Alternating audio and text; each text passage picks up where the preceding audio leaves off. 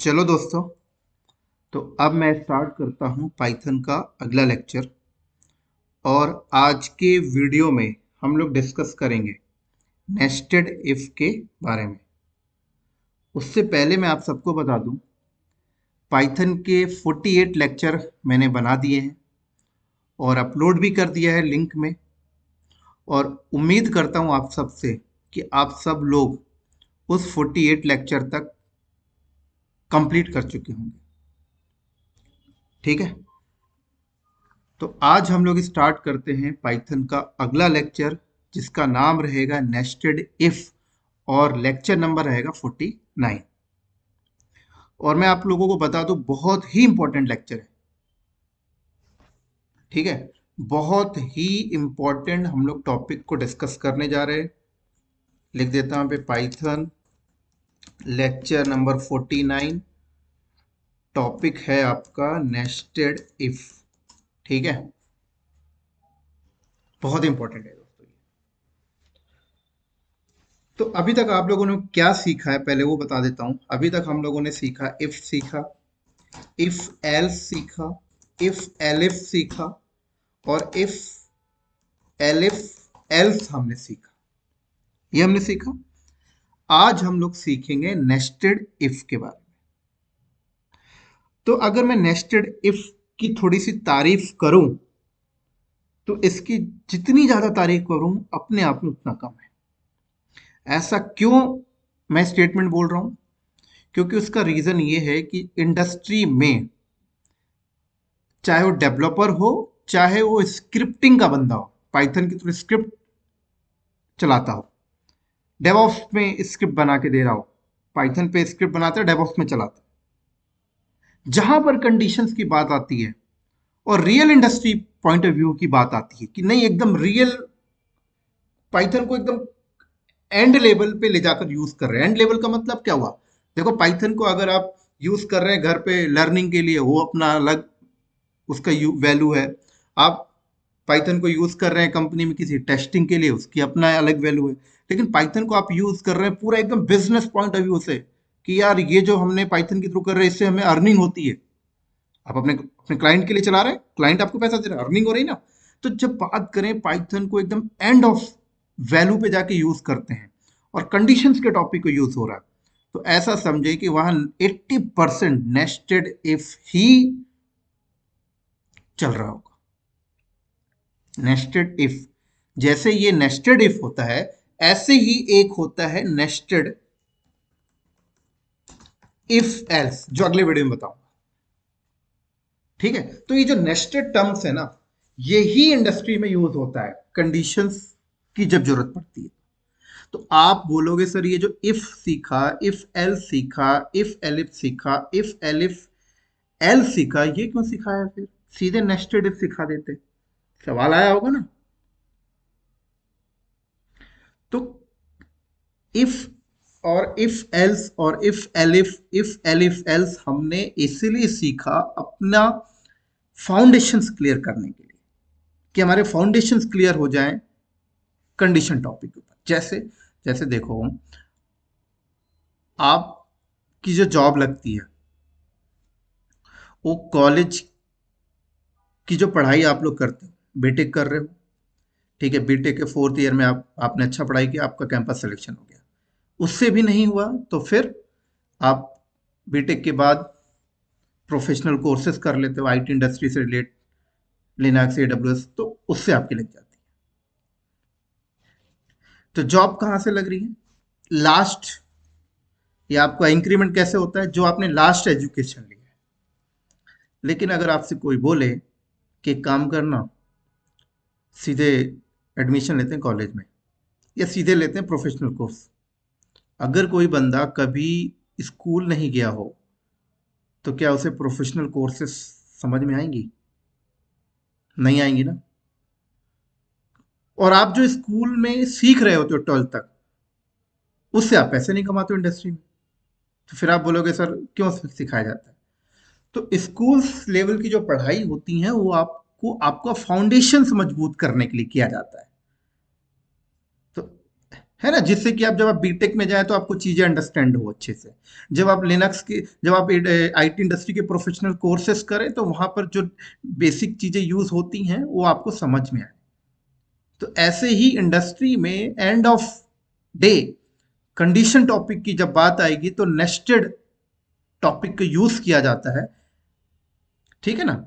लेकिन फिर भी हम इफ और इफ एलिफ एल्स सीखते हैं, जिससे कि हमारा फाउंडेशन क्लियर, ठीक है। तो इसीलिए हम लोग अभी तक शुरुआत हम लोगों ने इन टॉपिक से किया, पहले इफ किया, फिर इफ एल्स किया, फिर इफ एलिफ किया, फिर एलिफ एल्स किया।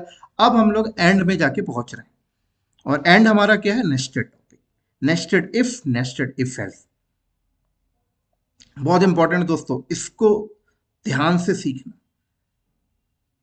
आप पाइथन से स्क्रिप्टिंग करें या पाइथन से आप डेवॉप्स में कुछ भी करना चाहें, या आप अपने फ्यूचर को, अपने करियर को डेवलपमेंट के साइड लेके जाना चाहते हैं, अगर कंडीशन स्टेटमेंट का टॉपिक क्लियर नहीं है ना, मार खा जाओगे पूरी लाइफ। कोई फायदा नहीं रहेगा आपको पाइथन सीखने से। हालांकि पाइथन में हर एक चीज इंपॉर्टेंट है। शुरुआत हमने कहाँ से किया, डेटा, आपका डेटा टाइप, वेरिएबल, सारी चीजें इंपॉर्टेंट है। ये क्लियर नहीं, कुछ नहीं कर सकते, सब फाउंडेशंस हैं। कई बंदे मुझे मैसेज करते, सर मुझे मशीन लर्निंग करनी है, सर मुझे डेटा साइंस करनी है, सर मुझे एडवांस पाइथन करना है, सर मुझे डिजाइंगो करना है। अरे कर लेना सब कुछ, फाउंडेशन तो क्लियर करो। क्या डिजाइंगो करोगे ये if else nested if use नहीं होगा? जब मशीन लर्निंग करोगे ये यूज नहीं करोगे?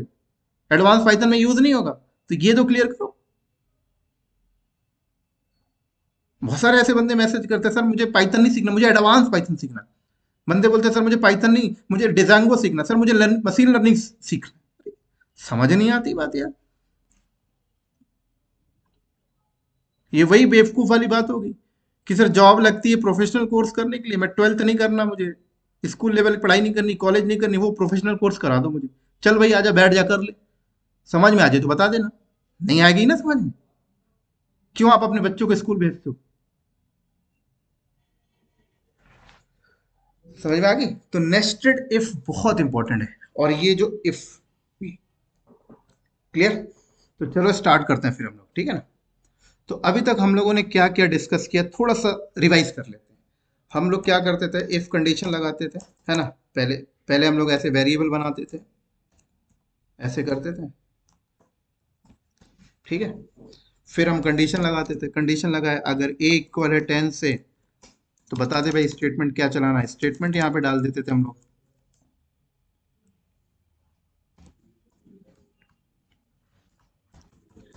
वैल्यू ऑफ a ऐसे डाल देते थे।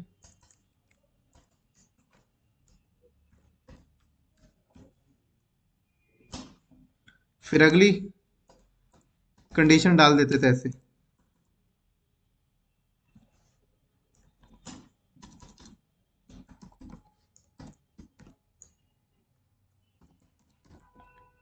वैल्यू ऑफ b,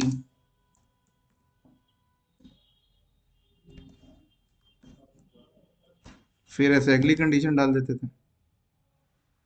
ऐसे ही करते थे ना, है ना। यहां समझो, थोड़ा सा इसको हटाओ। देखो, आपने क्या बोला, अगर ये कंडीशन ट्रू है तो ये स्टेटमेंट चलती थी, ये देखा आपने इफ में। अब क्या होता था, ये कंडीशन अगर ट्रू नहीं होती तो ये स्टेटमेंट नहीं चलता था। तो आपने बोला ये स्टेटमेंट नहीं चलता तो इसका अल्टरनेट चला दो भाई। तो आप फिर एल्स यूज करने लग जाते थे। फिर अब जब आप एल्स यूज कर लेते थे तो फिर ये इफ एल्स हो जा का पार्ट हो जाता था। फिर आप एल्स यूज कर लेते थे, अपनी डिमांड की चीज यहाँ पे डाल देते थे, है ना। यहाँ डाल दिया जैसे मैंने, ए वैल्यू ऑफ नॉट, ये लो, नॉट 10 ऐसे डाल देते थे आप, ठीक है। फिर आपने बोला यार ये कंडीशन अगर ट्रू नहीं होती है तो एल्स में चला जाता है, फिर ये चल जाता है। फिर बात याद आई कि यार ऐसा हो जाए कि ये कंडीशन ट्रू ना हो तो दूसरी कंडीशन चेक करे, दूसरी ना हो तो तीसरी चेक करे, तीसरी ना हो तो फोर्थ नंबर चेक करे। ऐसा जरूरत पड़ा तो फिर आप एलिफ यूज करने लग गए थे, ऐसे, ये लो।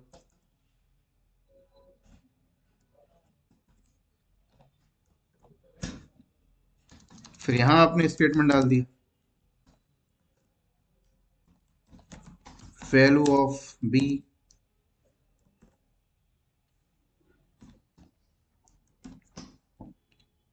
ये भी ट्रू ना हो तो लो एक और चेक कर लेना, ऐसा आपने करने लग गए थे।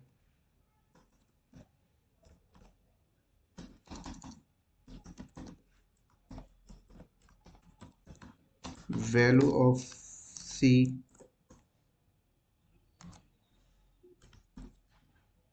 है ना, तो ये फिर इफ एलिफ हो गया। फिर आपने बोला कि ये भी अगर ट्रू ना हो तो एल्स में चले जाना, तो एल्स भी डाल दिया आपने, तो ये इफ एलिफ एल्स हो जाता। यहां तक आपने सीखा पूरा, बड़े बड़े प्रोग्राम भी हमने बनाए इसके ऊपर, है ना। ये कंडीशन ट्रू हुई तो ये चल जाएगा, फिर नीचे कोड नहीं जाएगा। ये कंडीशन ट्रू नहीं होती है तो स्टेटमेंट नहीं चलेगा, सीधे इस वाले कंडीशन पे आ जाएगा। ये कंडीशन ट्रू नहीं हुई तो ये कोड नहीं चला, फिर इस पे आ गया। ये भी नहीं हुई तो एल्स में आ जाता था। ये चीज आपने डिस्कस किया अभी तक,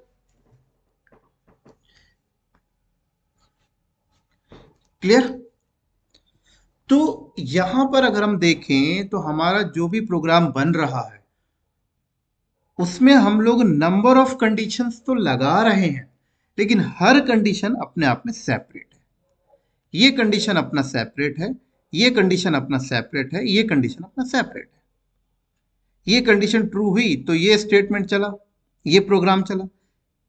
ये कंडीशन ट्रू नहीं हुई तो ये प्रोग्राम नहीं चला, फिर इस कंडीशन पे आ गया। अगर ये कंडीशन ट्रू हुई तो इसके प्रोग्राम चल गए, ये जो लिखा आपने, फिर यहां नहीं चला। लेकिन इंडस्ट्री में जाने के बाद कुछ ऐसी जरूरत पड़ गई, कुछ ऐसी जरूरत पड़ गई कि मेरा प्रोग्राम तब चले जब चार पांच कंडीशन ट्रू हो जाए। मतलब आप अपने प्रोग्राम को तब चलाना चाहते हैं जब आपके नंबर ऑफ कंडीशन मैच हो जाए। जैसे समझाता हूं, मान लो आपने ये प्रोग्राम डिफाइन किया, ये आपने प्रोग्राम डिफाइन किया, वेलकम टू इंडिया। ये तो मैं एग्जांपल बता रहा हूं, बड़े प्रोग्राम आपने डिफाइन किया। अब आप चाहते हो कि ये आपका प्रोग्राम, ये आपका स्टेटमेंट तब चले जब ऊपर के चार पांच कंडीशन ट्रू हो जाए। ऐसा क्यों करते हैं वो भी बताऊंगा, ठीक है ना। आपका कंडीशन नंबर 5 ट्रू हो, और कंडीशन नंबर 5 तब चले जब कंडीशन नंबर 4 ट्रू हो। कंडीशन नंबर 4 तब चले जब कंडीशन नंबर 3 ट्रू हो। कंडीशन नंबर 3 तब चले जब कंडीशन नंबर 2 आपका ट्रू हो, और कंडीशन नंबर 2 आपका तब चले जब कंडीशन नंबर 1 ट्रू हो। तो ये प्रोग्राम को चलाने के लिए आपने 5 कंडीशंस लगाए, पांचों के पांचों कंडीशन ट्रू हो तो ही ये प्रोग्राम चले, अदरवाइज ना चले। तो इस प्रोग्राम को चलने के लिए 5 कंडीशन लगे। ये कंडीशन प्रोग्राम तब चलेगा जब पांचों कंडीशन ट्रू होंगे। कैसे चलेगा, पहले इस कंडीशन को चेक करेगा, कंडीशन ट्रू हुआ तो नेक्स्ट कंडीशन पे जाया, नेक्स्ट ट्रू हुआ तो थर्ड पे गया, थर्ड ट्रू हुआ तो फोर्थ पे गया, फोर्थ ट्रू हुआ तो फिफ्थ के पे गया, फिफ्थ ट्रू हुआ तब जाके प्रोग्राम चला, राइट। अब कई बंदे ऐसे सोचने लग जाते हैं, गलतफहमी तो आती है, सवाल तो आते ही हैं। यहाँ पर सवाल क्या आता है बंदों के दिमाग में, सर ये 5 कंडीशन आपने लगाया, ठीक बात है सर, यहाँ पे भी तो हमारे 5 कंडीशन थे, एक दो तीन, दो और लगा लेते 5 हो जाते हैं। इसमें और इसमें क्या अंतर हुआ, इसमें इसमें अंतर ये हुआ कि ये आपका जो कंडीशन था उसका इस कंडीशन के साथ कोई लेना देना नहीं है, इसका इसके साथ कोई लेना देना नहीं है। यही था ना यहाँ पे, ये कंडीशन ट्रू हुआ तो ये अपने प्रोग्राम चलाया, इसको इसको देखना ही नहीं आने वाला ये। यहां पर ऐसा नहीं है, यहां पर ये जो कंडीशन है वो इस पे डिपेंड है, ये इस पे डिपेंड है, ये इस पे डिपेंड है, ये इस पे डिपेंड है, और प्रोग्राम किस पे डिपेंड है प्रोग्राम किस पे डिपेंड है? प्रोग्राम किस पे डिपेंड है? ये प्रोग्राम किस पे डिपेंड है? ये प्रोग्राम फिफ्थ नंबर कंडीशन पे डिपेंड है। फिफ्थ नंबर कंडीशन किस पे डिपेंड है? फोर्थ पे। फोर्थ किस पे डिपेंड है? थर्ड पे। थर्ड किस पे? टू पे। टू किस पे? वन पे। समझ में आ रही है? नेक्स्टेड है, इसी को कहते हैं नेस्टेड, एक के नीचे एक के नीचे एक के नीचे। समझ नहीं लगा होगा मुझे पता है, क्योंकि साइकोलॉजी कहती है कि कुछ रियल एग्जांपल दिखाइए, ह्यूमन साइकोलॉजी कहती है नहीं आया समझ में। कुछ लोगों को थोड़ा बहुत पल्ले पड़ा होगा, लेकिन कुछ लोग बोल रहे होंगे नहीं आया समझ में, कुछ रियल एग्जांपल दिखाइए। जब तक रियल एग्जांपल नहीं बताऊंगा तब तक थोड़ा सा डाउट तो रहेगा। आ जाओ रियल एग्जांपल पे। देखो, ये है एस बी आई बैंक। ठीक है ना, सब जानते हैं एस बी आई बैंक को। ठीक है, ये है एस बी आई बैंक, और ये है एस बी आई बैंक का manager.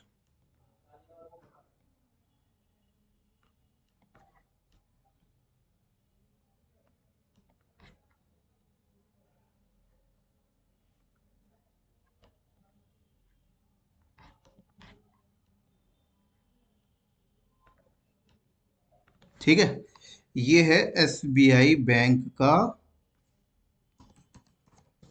Manager. S B I bank ने अपना पोर्टल बनाया www.sbi.com। ठीक है, इस पोर्टल के थ्रू कस्टमर भी लॉगिन करते हैं, मैनेजर भी करते हैं, उनकी टीम वाले भी करते हैं। ठीक है, लेकिन एसबीआई बैंक ने, जब ये मैनेजर एसबीआई बैंक की साइट पे जाता होगा तो ये डिफरेंट पोर्टल पे जाता होगा, और ये जिस पोर्टल पे जाता होगा उस बहुत हाई लेवल पे राइट्स होगा ना उसका। तो इस पोर्टल को बनाने के लिए जो डेवलपर होंगे उन लोगों ने मैनेजर के लिए कुछ ऐसी कंडीशन लगा के दी है। कैसी लगा के दी, बताता हूं। देखो, ये रहा मैनेजर का लैपटॉप, ये रहा मैनेजर का लैपटॉप। मैनेजर सुबह आता है, अपना लैपटॉप ओपन करता है या डेस्कटॉप ओपन करता है, और यहाँ पे डालता है www.sbi.com। इसके लिए डिफरेंट पोर्टल जो है वो रीडायरेक्ट हो जाता होगा डिफरेंट इंपॉर्टेंट वाले पेज पे। लेकिन अगर ये मैनेजर आया अपने लैपटॉप में डाला www.sbi.com, क्या सीधे sbi.com खुल के आ जाएगा? चल sbi.com का डैशबोर्ड तो आ जाएगा, लेकिन उस पेज तक पहुंच पाएगा जिसपे वो काम करता है डेली? पूरा बैलेंस स्टेटमेंट देखता है, पूरा ट्रांजेक्शन हिस्ट्री देखता है कि भाई मेरे ब्रांच में आज इस बंदे ने पैसे डाले और यहां ट्रांसफर किए। क्या ये मैनेजर उस डैशबोर्ड तक पहुंच पाएगा? सवाल आता है। पहुंचता है, लेकिन कैसे पहुंचता है? तो यहां इस पेज पे जब मैनेजर लॉगिन करता है तो उसके लिए कुछ कंडीशंस लगाई गई। क्या कंडीशंस गई है? कंडीशंस ये लगाई गई है, सबसे पहले मैनेजर को बोलो यूजर आईडी डाले, और अगर यूजर आईडी ट्रू हुई तो फिर पासवर्ड प्रॉम्प्ट में चले जाना, फिर पासवर्ड डाले। और अगर पासवर्ड भी ट्रू हुआ तो अभी भी उसे पेज लॉगिन मत देना, अभी भी उसे पेज लॉगिन मत देना। अब अगली कंडीशन, लैपटॉप का हार्डवेयर हार्डवेयर एड्रेस चेक करना, है ना भाई? हार्डवेयर एड्रेस, मैनेजर का लैपटॉप का हार्डवेयर एड्रेस लेके हार्ड कोडिंग कर दिया गया। हार्डवेयर एड्रेस चेक करना, हार्डवेयर एड्रेस अगर मैच कर जाए जो पोर्टल बनाते टाइम डाला गया था तो अभी भी इसे लॉगिन पेज मत देना। अब उसका लोकेशन चेक करना, जियो लोकेशन, कि उसके लोकेशन हमने क्या अलाउ कर रखा है। लोकेशन जैसे कि अलाउ कर रखा है यहां पर दिल्ली, सॉरी, क्या अलाउ कर रखा है? दिल्ली। एक मिनट होल्ड करना दोस्तों, कॉल आ रहा है, थोड़ा इससे निपट लो।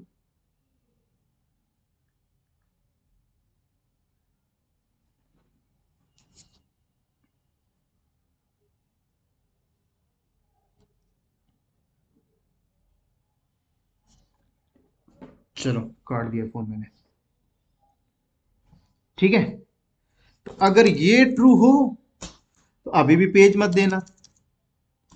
अब इसका आईपी एड्रेस चेक करना। आईपी एड्रेस भी हार्ड कोडिंग करी गई है कि ब्रांच की जो आईपी है उसी आईपी पे बैठ के लॉगिन करें। तो जब ये 5 कंडीशन ट्रू हो जाए तो जाके मैनेजर के लैपटॉप में बोलना उस डैशबोर्ड तक उसे पहुंचने देना। तो देख रहे हो, मैनेजर, बैंक का मैनेजर जब sbi.com को खोलता है तो जिस डैशबोर्ड में वो काम करता है, जिस पोर्टल में वो काम करता है, उस पोर्टल तक पहुंचने के लिए उस पोर्टल को बनाते टाइम जब कोडिंग की गई होगी तो वहां पर नेस्टेड इफ लगाया गया है। Condition number 1, condition number 2, condition number 3, condition number 4, condition number 5 true हो तब जाकर उसे पेज दे देना। समझ लग रही बातें यहां पे कि नहीं लग रही है? सर के ऊपर से जा रही हैं? समझ लग गई? इंपॉर्टेंट समझ आ रही है इसकी? क्लियर है यहां तक? कोई डाउट नहीं?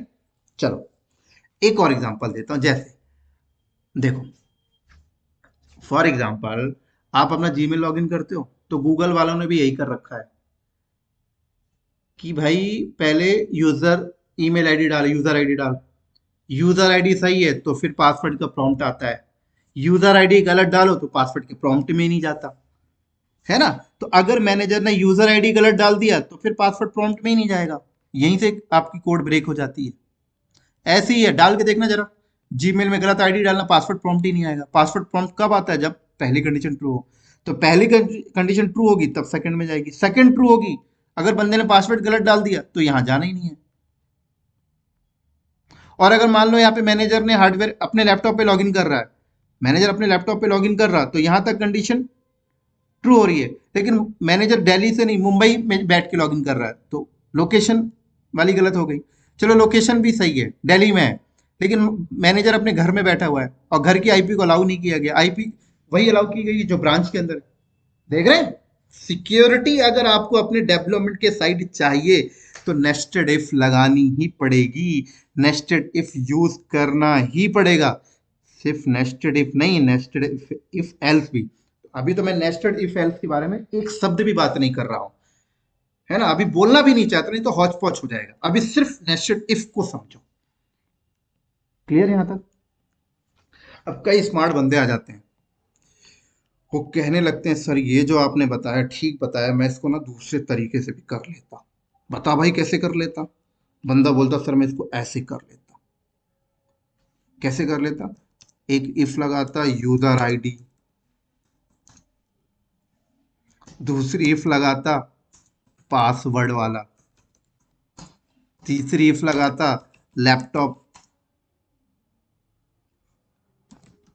हार्डवेयर एड्रेस वाला, अगली इफ लगाता लोकेशन वाला, अगली इफ लगाता आईपी एड्रेस वाला, फिर डाल देता अपने स्टेटमेंट, फिर अपने स्टेटमेंट चलवा लेता www.sbi, खुल जाता। तो ये जो स्टेटमेंट है, ये स्टेटमेंट किसके बिहाफ में चलता बताओ जरा मुझे। ये स्टेटमेंट चलता सिर्फ इसके बिहाफ में। इससे कोई लेना देना नहीं है, इससे कोई लेना देना नहीं होता, इससे कोई लेना देना नहीं, इससे कोई लेना देना नहीं। क्यों? क्योंकि ये सब अलग अलग कहलाते हैं। लेकिन जब आप ऐसे लिखोगे, एक इफ,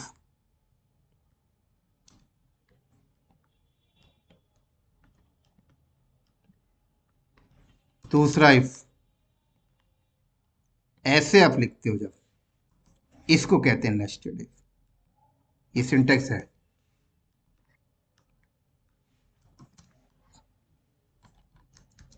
ये लो, इस इफ के अंदर ये इफ, इसके अंदर ये, इसके अंदर ये, इसके अंदर ये। समझ लग गई बातें? कोई समस्या है यहां तक? है ना। और एक चीज बताता हूं, एक और एग्जांपल देखो। कि बहुत बार देखो ऐसा होता है, फॉर एग्जाम्पल जैसे आप गए, या ऐसे समझ लो इंडियन एक क्रिकेट टूर्नामेंट हो रहा है, ठीक है, एक क्रिकेट टूर्नामेंट हो रहा है, और उस क्रिकेट टूर्नामेंट में आपने बोला कि मैन ऑफ द मैच उसी बंदे को मिलेगा जिसके तीन कंडीशन ट्रू होंगे। जिसके तीन कंडीशन ट्रू होंगे, पहला कंडीशन रन क्या बनाया, दूसरा कंडीशन विकेट कितना लिया, और अगला कंडीशन बंदे ने कैच कितने लिए, कैचेस कितने लिए। ठीक है ना, तो आपने ऐसे लगाया कि अगर रन बंदे ने 50, अगर बंदे का जो रन है 50 से ऊपर या 50 हो, अगर बंदे का जो विकेट है वो 3 या 3 से ज्यादा विकेट लिया हो, और कैचेस ऐसे ही बंदे ने अगर 2 या 2 से ज्यादा लिया हो, तो ही उसे मैन ऑफ द मैच देना। तो तीनों कंडीशन के बेस पे आप उसे मैन ऑफ द मैच दे रहे हो। जरूरत पड़ गई ना, यहाँ पे पड़ी ना, तीनों कंडीशंस के बेस पे एक्शन ले रहे हो आप, नंबर ऑफ कंडीशंस के बेस पे एक्शन ले रहे हो। ऐसे एक और एग्जांपल देता हूं। आप देखो क्या होता है कि आप इंडियन गवर्नमेंट के बड़े बड़े यूनिवर्सिटी, आईआईटी वगैरह की बात करें, तो यहाँ पर जब बंदा कहा जाता है कि ऐसे बंदों को हम लोग अपने यूनिवर्सिटी में एडमिशन देंगे जिसके 90 प्लस परसेंटेज हो, उसके बाद भी उन्होंने कंडीशंस लगा दिए 90 प्लस के बाद हर सब्जेक्ट में 90 प्लस मार्क्स होना चाहिए। ऐसा ना हो कि आपने एक सब्जेक्ट में 99 लाया, 99 नंबर लाया, दूसरे सब्जेक्ट सब्जेक्ट में पता लगता है आपके 70 ही हैं, फिर तीसरे में आपने 100 लेके आ गए, फिर अगले सब्जेक्ट में पता लगता है आपके 60 ही हैं। तो ऐसे नहीं होने चाहिए, 90 प्लस हर सब्जेक्ट में 90, कंडीशन बढ़ गई ना। अब 5-6 कंडीशंस के बाद आपको एडमिशन दिया जा रहा है, जरूरत पड़ती ही नहीं पड़ती।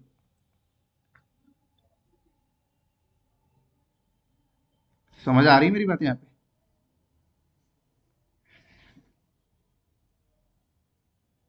क्लियर? चलो, इसकी थोड़ी सी लैब देखो तो और ज्यादा क्लियर होगी, है ना। तो आ जाओ इसकी लैब। हाँ, इसके लैब के साथ एक और चीज मैं आपको बताना चाहता हूँ कि अभी तक हम लोग जो भी प्रोग्रामिंग कर रहे थे, जो भी हम लोग अभी तक प्रैक्टिकल कर रहे थे, ठीक है ना, वो प्रैक्टिकल आपकी स्क्रिप्टिंग पॉइंट ऑफ व्यू से भी चल रहा है और डेवलपमेंट पॉइंट ऑफ व्यू से भी चल रहा है। लेकिन मुद्दा ये है कि हम लोग अभी जो कोडिंग कर रहे थे वो नोटपैड में कर रहे थे। अब हम लोग थोड़ा सा अपने आप को एडवांस लेके जाएंगे, नोटपैड से ऊपर थोड़ा सा एक आईडी के ऊपर हम लोग अब प्रोग्रामिंग करेंगे, और वो कोई एडिशनल आईडी नहीं यूज करूंगा अभी मैं। अभी जो मैं आईडी यूज करूंगा वो बाय डिफॉल्ट वाली आईडी यूज करूंगा। जब आप लोगों ने अपने लैपटॉप में पाइथन को इंस्टॉल किया होगा तो आपके पास भी वो आईडी आई होगी। उस आईडी का जो नाम है वो है आईडीएलई। चुपचाप से इसको खोल लीजिएगा, ठीक है ना। फाइल में जाइएगा, न्यू फाइल करिएगा, यहां कोडिंग करना स्टार्ट कर। देखिए समझाता हूं। मैंने ए नाम का वेरिएबल बनाया, बी नाम का वेरिएबल बनाया, सी नाम का वेरिएबल बनाया। मैंने कंडीशन लगाया इफ ए इक्वल हो, ठीक है, या तो मैं ऐसे कर लू, ये लो भाई, वैल्यू ऑफ ए। अब ये सब नहीं बताऊंगा, ये कॉमा क्या कर रहे हो, ये क्या कर रहे हो, सब समझ जाना, शुरू से सीख रहे होगे तो पता लग रहा होगा, ठीक है ना। ये मैंने किया। कोड कैसे रन होता है, यहाँ पे रन में जाओ, रन मॉड्यूल करो, सीधे कोड रन हो जाएगा। लो, पहली बार फाइल को बनाएगा, फाइल का नाम दो सेव करने के लिए, उसकी पहली फाइल बन रही है ना, नाम दे दिया यहाँ पे मैंने, नेस्टेड इफ। लो, कोड चल गया, देखो वैल्यू ऑफ ए। इसको थोड़ा सा साइड में कर लो, अच्छा दिखेगा, मतलब आपको थोड़ा सा मजा आ जाएगा काम करने में, ठीक है ना। ऐसे कर लिया करो। ये लो, यहाँ कोड टाइप करो, यहाँ चलता हुआ दिखेगा आपको, कितना अच्छा है। पहले मेहनत करते थे, लेकिन जरूरी भी है ना। हर चीजें सिखाना, बेसिक से एडवांस सिखाना मेरा ड्यूटी है आपके लिए। देखो कोड चल गया। ठीक है, तो ये जो चला है वो किसके बेस पे चला? इसके बेस पे। मैंने बोला इसके बेस पे नहीं चले, बहुत सारी कंडीशंस लगाओ जी। अगली कंडीशंस ये लो, और एक कंडीशंस, ये सिंटेक्स सिखा रहा हूं अभी, प्रोग्रामिंग में नहीं, एग्जाम्पल पे नहीं पहुंचा मैं अभी। ये लो, तो ये कब चलेगा? ये चलेगा इसके बेस पे, इस कंडीशन के बेस पे, ये ट्रू हुई तो ही चलेगा। और ये कब चलेगा? ये चलेगा अगर ये ट्रू हुई तो कोड यहां पहुंचेगा। और ये कब चलेगा? कोड यहां पे कब पहुंचेगा? जब ये कंडीशन ट्रू हुई तो तब कोड यहां पहुंचेगा, और ये जब ट्रू हुआ तब कोड यहां पहुंचेगा इस वाले में, और ये जब ट्रू हुआ तब आपका स्टेटमेंट चलेगा। तो देख रहे हैं, चला के देखो जरा। लो, है ना? और मान लो अगर आपका इनमें से कोई भी कंडीशंस ट्रू नहीं, फॉल्स हो गई, मान लो ये फॉल्स कर दिया, यहाँ पे 200 कर दिया, तो अब जब आपने यहाँ पे 200 कर दिया तो ये वाली कंडीशन तो ट्रू थी, तो कोड आपका यहाँ पहुंचा ही पहुंचा। लेकिन ये ट्रू नहीं थी तो कोड यहाँ गया ही नहीं, और जब कोड यहाँ नहीं गया तो ये तो चलना ही नहीं है, आपका कोड यहीं पे ब्रेक हो जाएगा। देखना कोई आउटपुट ही नहीं आने वाला है।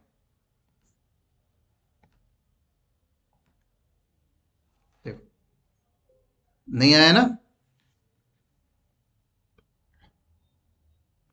ठीक है, ये लो, अब चलो जरा। ठीक है, कोई डाउट यहाँ पे? नहीं ना? चलो, अब थोड़ा सा दिमाग को एकदम फोकस के साथ बैठना, इंपॉर्टेंट चीज बताने जा रहा हूं। उससे पहले मैं यहाँ पे थोड़ा सा स्मार्टनेस कोड को कर देता हूँ। जैसे मैं यहाँ पर एक बार और डाल देता हूँ, sorry, copy, value of B भी डाल देता हूँ,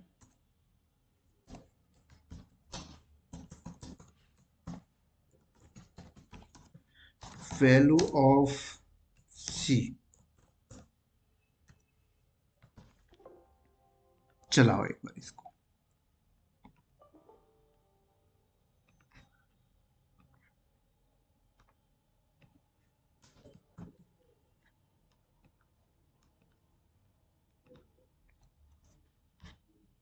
ये आपके ट्रू नहीं है इसीलिए,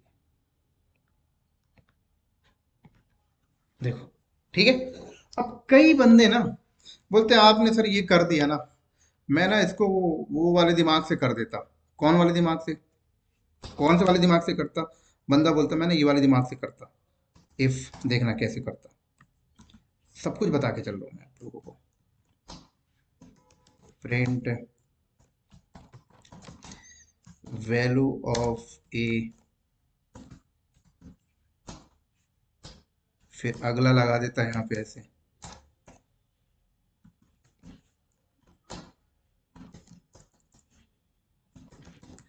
प्रिंट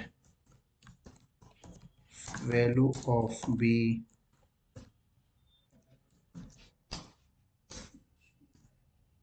इफ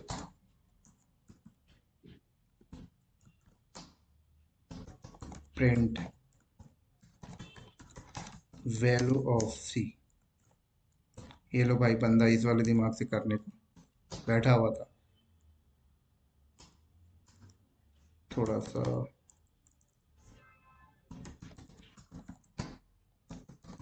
दोनों के बीच में कैफ ले लेते हैं। चलाओ जरा, लो, ऐसे भी चल रहे, आउटपुट वैसे ही आ रहा है ना? तो समझने वाली बात यहां पर देखो क्या है, कि मान लो अगर ये वाला इफ कंडीशन गलत है, ये वाला कंडीशन गलत है, तो ये वाला बस नहीं चलेगा, ये वाला स्टेटमेंट बस नहीं चलेगा, बट ये तो चलेगा, और ये भी चलेगा। चलेगा ना? चला के देखो जरा। देखो ये दोनों चले, ये बस नहीं चला।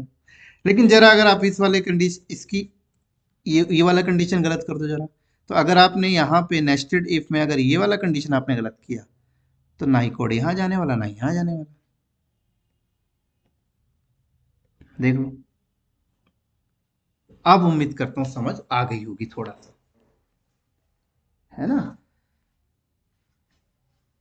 तो ये तो सेपरेट सेपरेट था, बट ये कब चल रहा है, जब ये सारी चीजें आपकी, सारे कंडीशंस आपके ट्रू है, तब यहां तक कोड पहुंच रहा है। क्लियर यहां तक, कोई डाउट नहीं? चलो अब इसको थोड़ा यहां से हटाओ, अब नए कॉन्सेप्ट पे आ रहे हैं। देखो अब आप लोगों को थोड़ा सा कान और दिमाग और आंख फोकस के साथ रखना है। देखो जैसे ये कंडीशंस, ये जो प्रोग्राम है किस बेस पे चल रहा है, ये प्रोग्राम चल रहा है इस कंडीशन के ट्रू होने पे, है ना। अगर मान लो ये कंडीशन ट्रू नहीं हुई तो ये तो चलना ही नहीं है। ये कंडीशन अगर ट्रू नहीं हुई, लो गलती कर दिया मैंने, देखो कोड ही नहीं चलना। तो अगर ये कंडीशन ट्रू नहीं हुई तो कोड आपका चल ही नहीं रहा। तो आप यहां पर बता सकते हो कि अगर ये कंडीशन ट्रू नहीं हुई तो इसका भी आप एल्स पार्ट डिफाइन कर सकते हो। ये लो, ये लो एल्स पार्ट। तो ये जो एल्स पार्ट आप लिखोगे वो आप इफ, इस वाले इफ के लेवल पे रखना, ऐसे मैच कर लेना लेवल पे। तो अगर आपने ये वाला जो एल्स आपने डिफाइन किया, अगर ये जो एल्स है इसके लेवल पे रहेगा तभी ये समझ पाएगा एल्स कि मैं अच्छा इस इफ के लिए हूं, कि अगर ये इफ नहीं ट्रू हुआ तभी इसको पता लगेगा कि अच्छा इस एल्स के अंदर जो डिफाइन किया है वो तब चलेगा, जब ये वाला इफ ट्रू नहीं हुआ तब इसके पास पहुंचेगा। अगर आपने थोड़ा सा इधर उधर कर दिया तो इंडेंटेशन एरर दे देगा, ध्यान रखना। तो ये जो एल्स है वो किसका, किसके अंदर डिफाइन किया आपने, इस इफ के अंदर, ठीक है ना।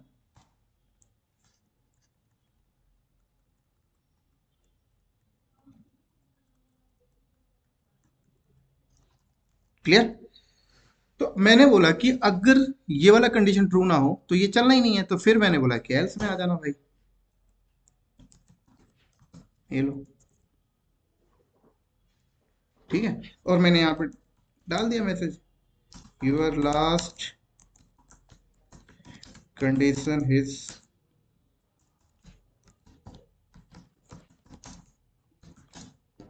your last condition is wrong.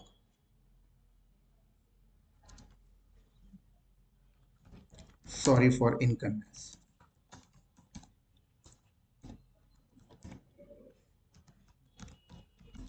ठीक है, ये लो।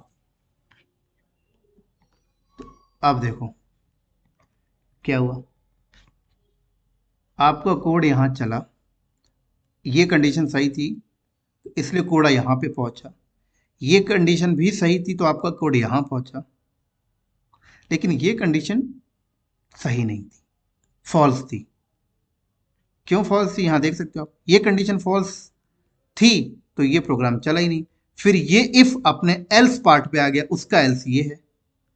कैसे पता लगेगा, इस इफ का एल्स ये है, इसके लेवल पे रखना। ये चीजें मैं आप लोगों को अभी बता रहा था 2 सेकंड पहले।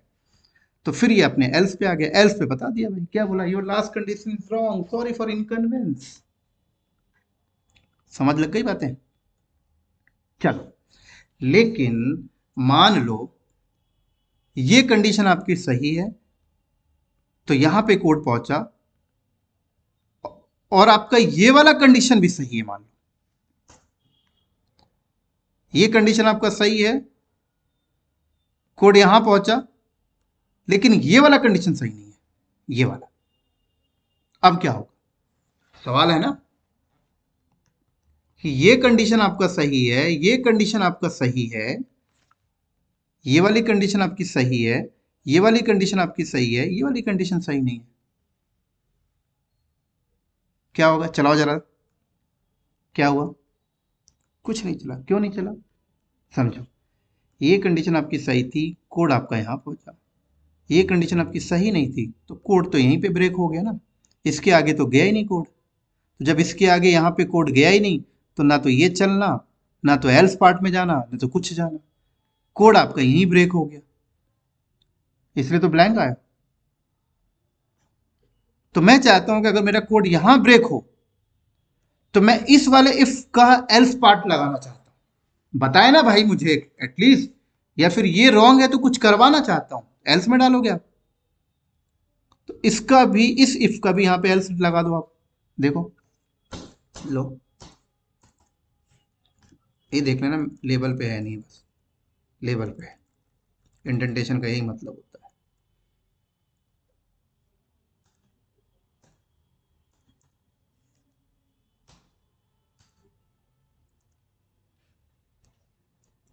ये लो,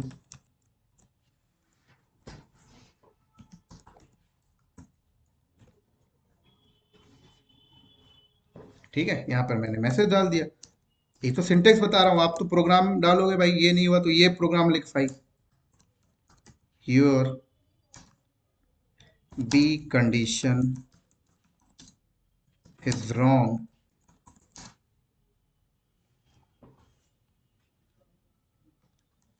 code can't go next। ठीक है, ये आपने डाल दिया। लो, तो अगर आपका ये कंडीशन सही नहीं है, तो ये कंडीशन अगर आपका ट्रू नहीं हुआ, तो आप इस कंडीशन, अगर ये कंडीशन ट्रू नहीं हुआ तो इस कंडीशन के एल्स पार्ट में सीधे कोड आ जाएगा यहाँ पे। यहाँ जाना ही नहीं है, फिर ये ब्लॉक चलना ही नहीं है, फिर सीधे उठ के यहाँ पे आ जाएगा। यहाँ पे जो डिफाइन किया वो चलेगा। अभी तो मैं सिर्फ मैसेज लिखा तो मैसेज चलेगा। ये लो, देखो, your B condition is wrong, code can't go next. समझ लग रही बातें? सिंटेक्स समझना बहुत इंपॉर्टेंट है। ठीक है, और मान लो अगर ये कंडीशन गलत हो गई तो, चलो ये सही है, ये कंडीशन सही है, ये लो, ये सही है, ये सही है। अभी सारी कंडीशन सही है यहाँ पर, ये सारी कंडीशन सही है। चलाओ जरा, ये लो। तो जब सारी कंडीशन सही थी, ये भी सही था, ये भी सही था और ये भी सही था, तो ये प्रोग्राम चल गया भाई। फिर तो यहाँ जाने की जरूरत ही नहीं पड़ती, यहाँ जाना ही नहीं है। और यहाँ तो वैसे भी जाने की जरूरत नहीं पड़ती, ये सही था तो यहाँ थोड़ी आएगा, फिर तो यहाँ आएगा। और ये सही था तो यहाँ आएगा। ये ये सही नहीं होता तो यहाँ आता, ये सही नहीं होता तो ये यहाँ आता, है ना। और मान लो प्रोग्राम अगर ऊपर में ही गलत हो गया, तो यही कंडीशन गलत हो गई तो क्या होगा? अगर यही कंडीशन गलत हो गई आपकी, तो आपका प्रोग्राम ना तो यहाँ आने वाला, ना तो यहाँ आने वाला, ना तो यहाँ आने वाला। तो जब ये कंडीशन गलत हुई तो प्रोग्राम जब यहाँ भी यहाँ नहीं आएगा, तो यहाँ आया ही नहीं, तो यहाँ जाने की जरूरत ही नहीं उठती। और जब यहीं नहीं आया तो यहाँ भी नहीं आएगा, तो क्या होगा? यहीं पे प्रोग्राम आपको ब्रेक हो जाएगा। देखो जरा। लेकिन मैं चाहता हूं अगर मेरा प्रोग्राम यहाँ ब्रेक हो तो इसका भी एल्स बताना चाहता हूँ। इसका भी एल्स यहाँ पे बता दो अभी। इस इफ का भी एल्स आप बता दो। लो भाई, नीचे आ जाओ। अब तो आप लोगों को क्लियर हो रहा होगा चीजें। लो, your a condition is wrong, code can't go next। लो भाई, देख रहे हो, ये your a condition is wrong, can't go next. तो जब यहीं पे आपका कंडीशन ट्रू नहीं हुआ, तो ये सीधे उठ के अपने अपने एल्स पे आ गया। आपने एल्स बताया था, नहीं बताया तो ब्लैंक हो जाता है। फिर ना ही कोड आपके इधर गया, इनमें से कोई भी ब्लॉक पे नहीं नहीं चला। समझ लग रही बातें? क्लियर? तो ये है आपका इफ, नेक्स्टेड इफ का सिंटेक्स। प्रोग्राम में पहुंचा नहीं हूं अभी मैं। ये मत सोचना कि सर यही प्रोग्राम बना दिया, कि नहीं, ये तो सिंटेक्स बता रहा था। ठीक है ना। देखते हैं जरा टाइम कितना हुआ। 44 मिनट बन हो गया इस वीडियो को। ठीक है, तो इस वीडियो को यहीं पे स्टॉप करता हूं और उम्मीद करता हूं नेक्स्टेड इफ के सिंटेक्स आपको समझ लगे होंगे। इनके जो कुछ एग्जाम्पल्स हैं वो अगली वीडियो में बनाऊंगा। मैंने आपको पहले भी बताया था, नेस्टेड इफ और नेस्टेड इफ एल्स को सिखाने के लिए मुझे 5 से 6 वीडियो बनाने पड़ेंगे, और इस टॉपिक से रिलेटेड 5 से 6 वीडियो बनेंगे। 45 मिनट्स के तो यही हो गए। ये थोड़ा सा ज़्यादा लंबा हो गया क्योंकि सिंटेक्स सारी चीज़ें समझानी थी, इसलिए ज़्यादा टाइम लग गया इसमें।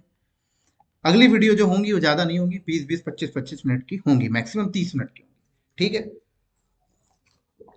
तो उम्मीद करता हूँ आपको ये नेक्स्ट इफ का जो सिंटेक्स है आपको समझ आया होगा। इसी के साथ साथ इस वीडियो को यहीं पे स्टॉप करते हैं और अगले वीडियो में मिलते हैं बहुत ही जल्दी। तब तक के लिए दोस्तों बाय बाय।